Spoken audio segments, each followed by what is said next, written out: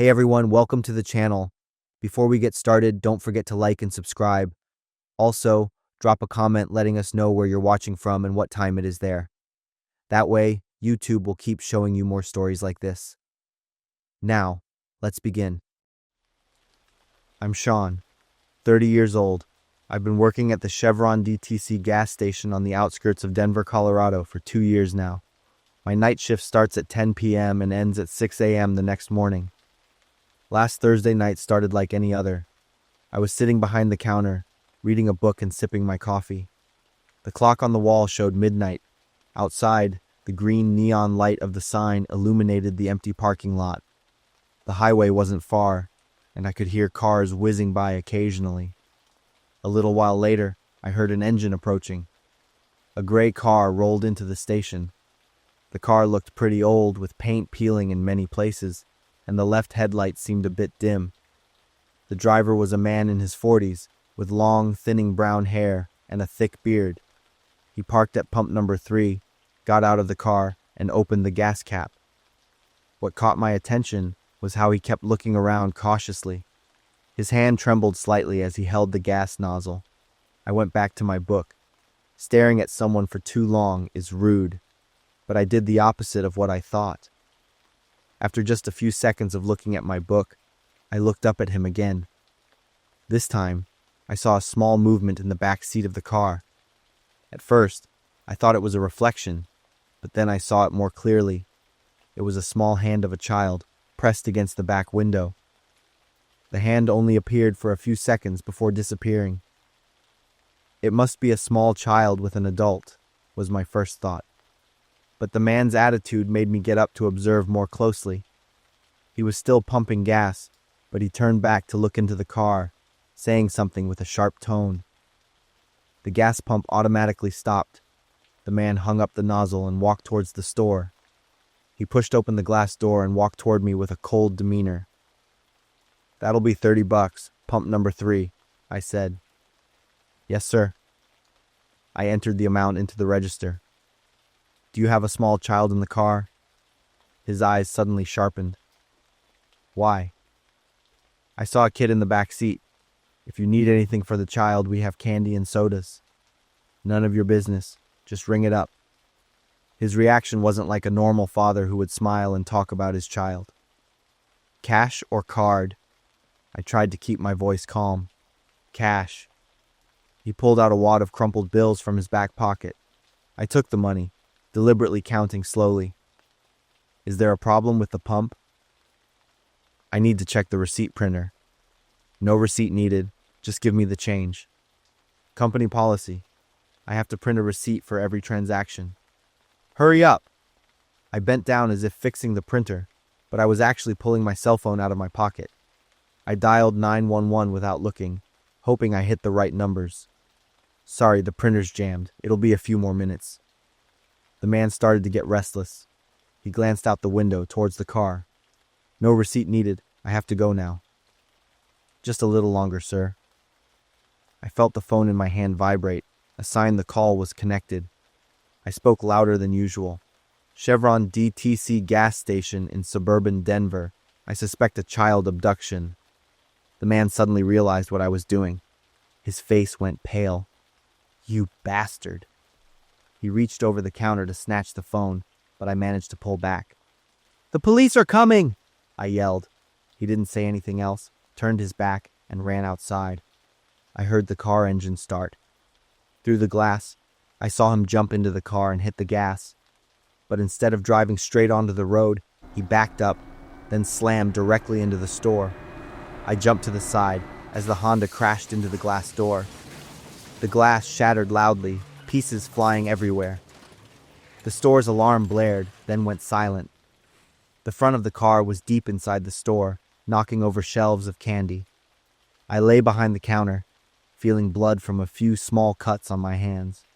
The man yelled from inside the car, "I'll kill you!" But the car's engine had died. He tried to restart it, but the car wouldn't turn over. Police sirens blared in the distance, getting closer and closer. He opened the car door and ran out.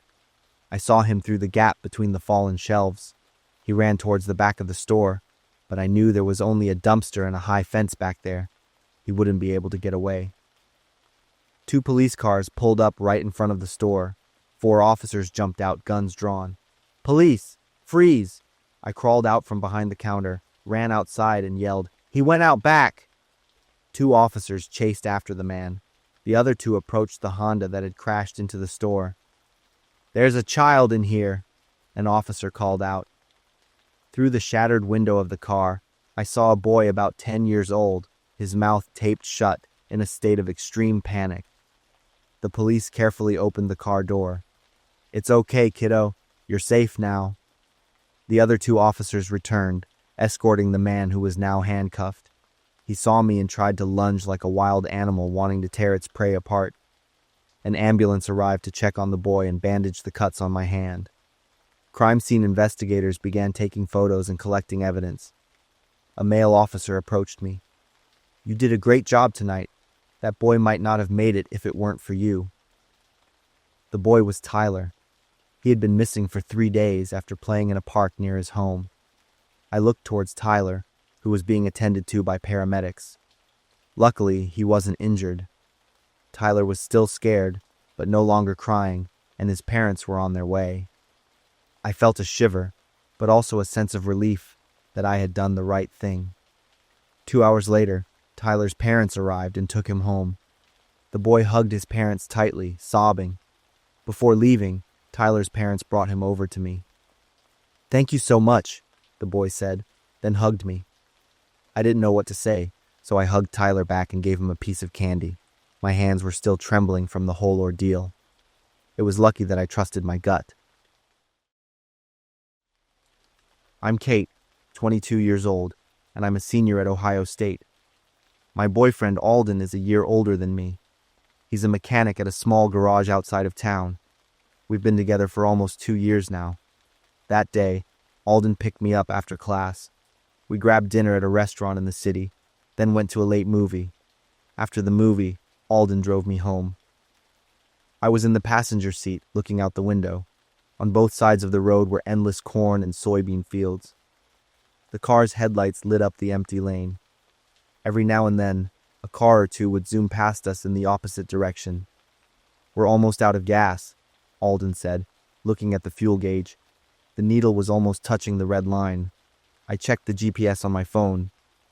"We're still 20 minutes from your place." "I don't think we'll make it home. We need to find a gas station nearby." He said, "I think I saw a gas station around here once when I was driving through." This was an area I'd never been to before. The road was narrow, with dense woods on both sides. The houses were sparse, hundreds of yards apart. The air in the car grew silent. I felt a little uneasy looking out the window. The dark shadows from the trees seemed to move with the car. "Is this place really out of the way?" I asked. He'd only been on this road once too. After about 5 minutes of driving on the deserted road, we saw a faint light ahead. A gas station sign appeared. It was a small gas station with 2 pumps in front of a convenience store. There wasn't a soul in sight. "Is this place even open?" I looked around. The pumps are still lit up. It should be fine. Alden pulled in, stopping at pump number 2. When the engine turned off, we were surrounded by absolute silence. I glanced around and suddenly shivered. "This place feels a little creepy," I whispered. "Let's just get gas and go. You wait in the car for me, okay?"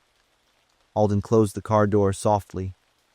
I sat in the car, watching Alden. He was pumping gas and looking at his phone. In the rearview mirror, I saw a white car. It was driving very slowly, approaching the gas station, then stopped about 30 feet from us. Alden was looking at his phone, completely oblivious to the car that had just appeared. The headlights of the car behind us were still on, so I couldn't see clearly who was inside. A few more minutes passed. The white car didn't turn off its engine, and no one got out. I felt strange. Are they not planning to get gas? The white car suddenly backed up a little. Maybe they're thinking about it and decided not to get gas, I thought. The dark outline of a person sitting in the driver's seat appeared. The person sat still, seemingly looking towards Alden. The driver's side window slowly rolled down. A hand reached out. In the hand was something black. I squinted to see more clearly. A black handgun. My eyes widened as much as they could. My mouth fell open. My hands trembled, dropping my phone onto the car floor. The gun slowly pointed towards Alden. My whole body froze, a finger on the trigger. "Alden, look out!" My voice shattered the silence. Alden jumped, turning his head to look at me, a very surprised look on his face. The person in the white car heard me scream. The gun disappeared back into the car in a flash. The car door immediately closed. Alden stood there looking at me, not understanding what was happening. "Kate? What's wrong?" The white car suddenly made a sharp U-turn. The tires screeched loudly against the pavement, creating a piercing sound. The car sped up, driving very fast towards the main road. The red taillights grew smaller and then disappeared completely. I sat in the car, shaking uncontrollably. My heart was pounding so fast, I thought it would jump out of my chest. My breath was shallow, and my hands were drenched in sweat. Alden pulled the gas nozzle out, closed the gas cap, and then ran over to me. He opened the car door. "What's wrong with you? What happened?" I looked at him, my eyes filled with tears. "Alden, didn't you see? That white car?" "What white car?" Alden looked in the direction of the road. There was a white car parked right there. The person in the car, he had a gun, Alden. Alden looked at me as if he didn't believe me. "A gun?" "He was holding a gun pointed right at you. I saw it very clearly." Alden looked around one more time. The road was completely deserted. Alden was silent for a moment, then quickly finished filling the tank and drove away as fast as he could. I kept checking the rearview mirror, afraid the white car would appear and chase us. "Kate, are you sure you saw a gun?" "Absolutely, Alden. If I hadn't yelled, you would have..." I couldn't finish my sentence. Alden drove really fast. His hands gripped the steering wheel tightly. When we got home, we parked in the garage and locked the doors carefully. I said we had to call the police immediately, but Alden strongly disagreed. "If we call the police without evidence, they'll think we're making it up. Just forget about it." I was surprised by Alden's attitude, but I didn't want to make a bigger deal out of it either. A week later, while helping Alden clean up, I accidentally found an old photo box at the bottom of a closet. In it were pictures of him with a group of tough-looking people, their arms covered in tattoos and strange symbols. When I asked about the photos, Alden just said they were old friends and quickly put them away. That night, I couldn't sleep no matter how hard I tried. The image of the gun haunted me, but it was Alden's strange behavior that unsettled me the most. Those photos kept flashing through my mind. I quietly started to find out. Through social media, I tracked down a few faces from the pictures. One was serving time for arms trafficking. Another had mysteriously disappeared last year. Every time I brought it up, Alden either brushed me off or snapped at me. The next morning, I left him a note that read, "Don't come looking for me." I decided to get out of town. I didn't know the full truth, but one thing was clear. If I stayed any longer, I might never get the chance to leave. I write these lines with scarred hands, marks that can never be erased. Every time I see them, I'm reminded of the night that completely changed how I see life. My name is Nora. I'm 21, born into a well-off family in Westerville, Ohio. My dad is an insurance company director. My mom is a lawyer. I never had to worry about money. But as I entered my senior year of college, a thought popped into my head. I wanted to know what it felt like to work and earn every penny. I found a job at a Starbucks on High Street near my dorm. I chose the night shift because I wanted to add an extra challenge to the work. That night was a weekend. I was wiping down the counter when I saw a woman huddled outside the store. She was middle-aged with messy hair, wearing a torn old coat. What bothered me most was that she was rubbing her bleeding wounds on her arm, leaving fresh red bloodstains on the glass. I felt nauseated by her actions. I stepped out, my voice curt. "You can't sit here." Please move somewhere else. She looked up. I'm just sitting. I pointed to the bloodstains on the glass. You're making the store dirty. She stood up, stared at me, then gave a slight laugh, and staggered away as if drunk. After she left, I grabbed paper towels and cleaner to wipe away the blood. 1 a.m. that shift, the doorbell chimed. I looked up and saw the same woman. She had changed her clothes. However, the wounds on her arms were still unbandaged and bleeding. She came to the counter, pulled out a $5 bill, and threw it on the counter. 1 brewed coffee. I looked at the money, then back at her. The store is about to close. You have 15 minutes. Make me coffee. Her commanding tone annoyed me. I deliberately made the coffee slowly. When I placed the cup of coffee on the counter, I pushed it towards her without saying anything. I wanted her to understand that I was not happy with her presence. The woman picked up the coffee cup but suddenly paused. I know how you look at me. I didn't answer, like I'm a filthy animal. I flinched slightly because she was right. She slammed the coffee cup down so hard it spilled onto the counter. She told me she used to have a home, a job, and taught at an elementary school. I didn't want to listen. Her voice grew louder and louder. She asked me if I knew what it felt like to be looked at like trash. I didn't care. I started cleaning the counter, saying I needed to close. You think you're better than me? I stopped cleaning and looked her straight in the eyes. You should go get those wounds treated instead of affecting others here. I saw the woman's face turn pale. For a second I realized I had said too much, but it was too late. She picked up the coffee cup and threw the entire contents at me. Hot coffee splashed everywhere, soaking my shirt and arms. I screamed, but the woman had already leaped over the counter with unbelievable speed. She grabbed my hair. I screamed, trying to push her away, but she was like a madwoman. She scratched wildly, constantly muttering incomprehensible phrases. Finally, I kicked her leg, making her stumble backward and crash into the glass display case. The sound of breaking glass echoed throughout the store.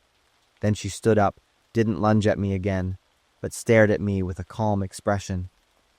You'll understand this feeling soon enough. She walked out of the store, leaving me with bleeding scratches and in a state of panic. Blood seeped from the scratches. My clothes were covered in coffee. I immediately quit my job and didn't even think about calling the police. I just wanted to forget what happened as quickly as possible. 3 days after the incident, I started to feel a slight itch in the scratched areas. At first, I just thought it was a normal sign of wounds healing. Small red dots appeared scattered around the scratches. Over the next few days, the itching became more pronounced. The red dots began to spread into small patches, and the itching gradually turned into a burning sensation. I applied medication, but it had no effect. I remembered the woman's scarred hands. The situation worsened. The red spots began to swell and itch intensely. It hurt when I scratched, but I couldn't bear not to. One morning, I looked in the mirror after waking up and froze. The red areas were now covered in blisters, swollen and filled with cloudy yellow fluid. I went to the hospital. After reviewing the test results, the doctor told me I had a flesh-eating bacteria infection, likely from contact with infected blood. The world seemed to spin before my eyes. The words, flesh-eating bacteria, echoed in my head. I remembered the woman's eyes and her words. You'll understand this feeling soon enough. The thought of becoming like that woman made me cry out in fear. The next 2 weeks were hell. I had to take high doses of antibiotics. The red lesions spread up to my shoulders and neck. Every morning I woke up, looking at myself in the mirror. I was utterly devastated. Reflecting on that fateful night, I remembered the woman's eyes. I understood her pain. I understood that my arrogance and prejudice had made her feel despised. After a month of treatment, the wounds finally dried up, but they left scars that can never be erased. It was also a profound lesson for me about the cost of indifference. There are nights I honestly wonder if I'm losing my mind. Strange noises, shadowy figures, and now, a little girl showing up in the middle of the night at the water park. She told me what happened to her in a shaky voice, but why did every word make my heart pound? I'm Jimmy, the night security guard at Cedar Point Shores Waterpark in Sandusky, Ohio. That night started like any other. I grabbed my flashlight and began my patrol at 11 p.m. When I reached the kids' play area, I suddenly heard a steady dripping sound. Maybe a leaky pipe, I thought. I went deeper inside to check. As I rounded the low wall surrounding the pool, my flashlight beam landed on a figure. It was a little girl, maybe 10 years old, huddled with a pale face. She wore a pink swimsuit and was shivering uncontrollably. I was a little surprised. All the entrances were locked tight by 10 p.m. I rushed over, quickly taking off my jacket and putting it around her shoulders. "Hey, sweetie, what are you doing here at this hour? Where are your parents?" She looked up at me, her eyes red-rimmed, lips blue, and teeth chattering as she struggled to speak. I got stuck. The water kept rising. I glanced at the pipes behind her. The system had been off since 6 p.m. There was no water flowing through the pipes anymore. I immediately reported it to Security Central over my radio, then took the little girl back to the guard cabin. "What's your name?" "Lucy." Lucy sat in the swivel chair behind my desk, her small hands tightly gripping the cup of hot chocolate I'd just made for her. Lucy told me she and her classmates had come to the park for a school field trip. When the park was about to close, everyone gathered at the main gate to board the bus. But she wanted one more slide. She secretly ran back to the central area of the park. When she slid down the dark tube, at the third bend, the tube narrowed and turned almost 90 degrees. She got stuck. Then the cleaning system automatically started. Water began flowing from above, slowly rising around Lucy. She screamed for help, but her shouts were swallowed by the thick tube. I tried to breathe, but the water kept rising. I couldn't breathe anymore. Finally, darkness covered everything. Lucy burst into tears after finishing her story. I went over to comfort her. Suddenly, Lucy stopped crying. She looked up and stared straight into my face. "Why didn't you save me? Why did you ignore my calls for help?" Lucy's cold gaze and voice stunned me. As if drawn deep into her eyes, the blurry images in my mind began to clear. A little blonde girl, a spiraling water slide, and a cry for help that no one heard. 2 years ago, there was an accident at Cedar Point Shores, and I was the lifeguard then. That afternoon, I stood on the towering observation deck, wearing the bright red life vest of a lifeguard. Below me was a familiar scene, hundreds of children screaming with joy, water splashing in the hot summer air. I was exhausted after 8 hours of continuous work under the scorching sun, my eyes stinging from the sunlight reflecting off the water. My body ached. I just wanted to go home early. At 6 p.m., I mechanically performed the end-of-day check. From the observation tower, I looked down at the water reservoir below, counting the colorful floats on the surface. I didn't know there was still a little girl stuck at the third bend. I had flipped the system lock switch and stepped down from the observation tower. I walked into the control room. On the wall were dozens of buttons and water pressure gauges. The automatic drainage system always started at 6:30 p.m. I heard the powerful pumps operating right behind me. It was the familiar sound signaling the end of a workday. But at that moment, just a few feet from me, inside the dark water tube, a child was desperately screaming for help. She pounded on the plastic wall, her cries for help swallowed by the roaring water from the powerful pump system. When the rescue team found Lucy the next morning, they had to cut a section of the tube to pull her small body out. Her skin was purple-blue, her eyes still wide open in final horror. In the months that followed, I couldn't escape the torment. If only I had checked more carefully, been more responsible with my job, Lucy might have lived. I started losing sleep. Every time I heard the sound of running water, my body would tremble. I lost my ability to concentrate, forgetting the simplest things. Then I started seeing the little girl everywhere.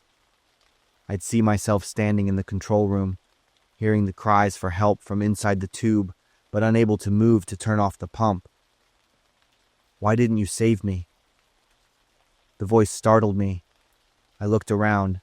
The room began to spin before my eyes. I gripped the edge of the wooden desk, trying to keep my balance, but it was useless. The image of Lucy looking at me, her voice, the image of the water slide, all crowded into my mind and then sank into darkness. When the light returned, I was lying on a hospital bed. Around me was a white room, a strong smell of disinfectant. Wires and a heart monitor were connected to my wrist. A tall, thin man in a white coat sat on a chair next to the bed, holding a clipboard and writing something in a thick file. He looked at me with a worried expression. "Jimmy, I'm Dr. Anderson. Do you remember me?" "Dr. Anderson from the Toledo Psychiatric Hospital. I've been here for 3 months now, ever since my mind completely broke down after the accident. Lucy often appears on nights I don't take sleeping pills, with the question I can never answer. And tonight, looking out the window, I saw that familiar small figure again, with her soaking wet blonde hair.